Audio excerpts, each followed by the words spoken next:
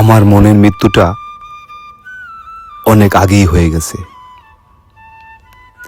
এবার দেহের মৃত্যু হলেই আমার পৃথিবীর সব কষ্ট শেষ। জানেন কি, আমার ভাগ্যটা খারাপ ছিল না। আমার বিশ্বাস, ভালোবাসা আর ভরসা ছিল ভুল মানুষের উপর। একটা প্রিয় মানুষ যখন তার কলিজার টুকরা ভালোবাসার মানুষকে নিজের হাতে ধ্বংস করে